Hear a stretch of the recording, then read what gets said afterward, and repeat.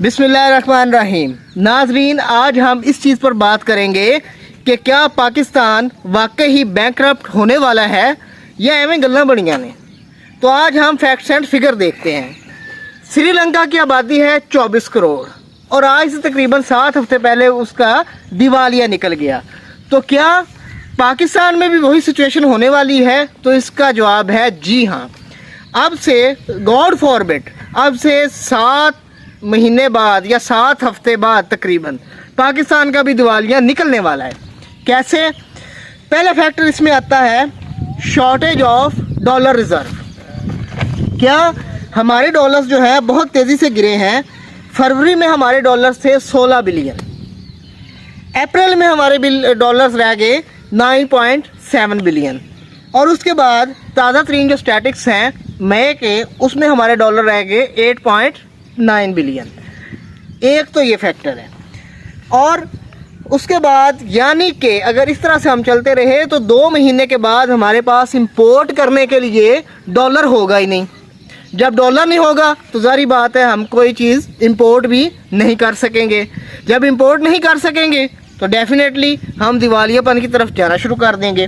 अब दूसरा फैक्टर देखते हैं। अब ये कहा जाता है कि Pakistan 400 million dollars T annual खर्च करता है। तो आप अपने चाय के इस्तेमाल में कमी करें तो ऐसा मुमकिन नहीं, क्योंकि हमारा एक मज़दूर भी और एक अफसर भी, वो दोनों ही चाय से अपनी कैलोरीज और अपनी एनर्जीज वगैरह पूरी करते हैं। तो ये चीज़ भी मुमकिन नहीं। कमी कर लेंगे तो हम कितनी कमी कर लेंगे। उसके बाद जो अगली चीज़ आती है, अगर हम अपने डॉलर्स, अपने इलेक्ट्रिकल शॉर्टफॉल देखें, बिजली का शॉर्टफॉल देखें, तो हमारी इस वक्त ज़रूरत है 26,000 मेगावाट, जबकि हम प्रोड्यूस कर रहे हैं 22,000 मेगावाट। जिसके हम पे असर क्या हो रहा है? हम पे असर उसका ये हो रहा है कि शहरों में 10 से 12 घंटे की लोड शेडिंग और गांव देहात में 14 से 16 घंटे की लोड शेडिंग। जब इंडस्ट्री का पहिया नहीं घूमेगा तो जाहिर सी बात है ना हमारी एक्सपोर्ट होंगी। जब एक्सपोर्ट नहीं होंगी तो फिर हमारे रिजर्व में मज़ीद कमी आएगी। अब चलते हैं अगली तरफ। ये फैक्टर था हमारा पावर कट का। अब हम देखते हैं पैंडेमिक स्लो डाउन।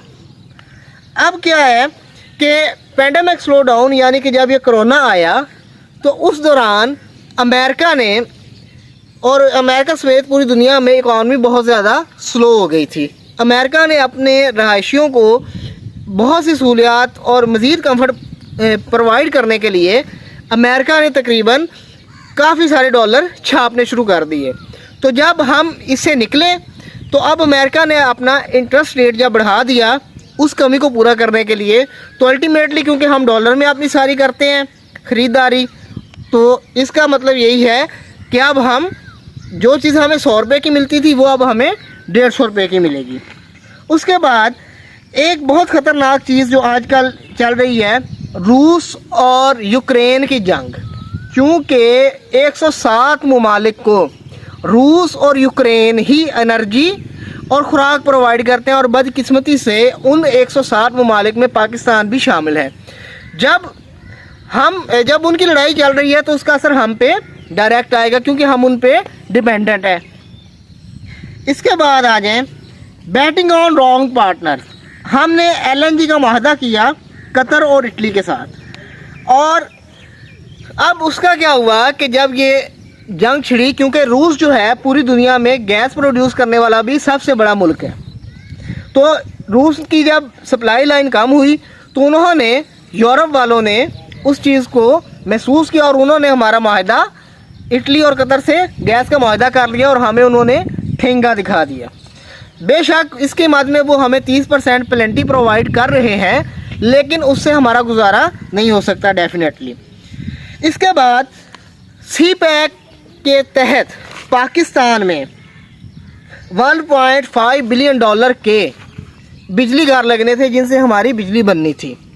क्योंकि अमेरिका जो है, IMF जो है, उसने ये शराइत रखी है कि अगर पाकिस्तान चीन से अपनी इस डील से पीछे नहीं हटेगा, जब तक पाकिस्तान इस डील को पे नेगोशिएशन नहीं करता या पीछे नहीं हटता, तब तक हम पाकिस्तान को किसी किस्म का रिलीफ नहीं देंगे। तो उधर से चाइना भी हमारे साथ नाराज़ है, उधर से अमेरिका भी हमारे साथ नाराज़ है। उसके बाद अगली चीज़ जो आती है इनएक्यूरेट मेजरमेंट्स।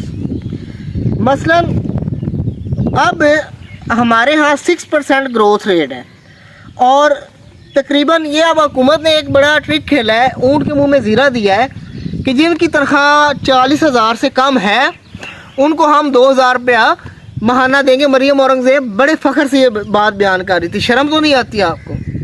ये तो ऊँट के मुंह में ज़ीरा भी नहीं है। तो इस तरह से हमारे लिए अगर हमारे यही हालात रहे तो हमारे लिए मुश्किलात बहुत ज़्यादा खड़ी होने वाली हैं, क्योंकि श्रीलंका जो है वो तो सिर्फ 24 मिलियन की आबादी का मुल्क है, जबकि पाकिस्तान माशाल्लाह 220 मिलियन आबादी का मुल्क है। जब 24 करोड़ लोग सड़कों पर आ जाएंगे तो फिर आप खुद समझ सकते हैं कि हमारी हालत क्या हो सकती है। इसलिए नेक्स्ट टाइम अपने वोट का इस्तेमाल दुरुस्त तरीके से करें, अपने आप को बिरयानी और कीमे वाले नान के पीछे फ़रोख्त मत करें।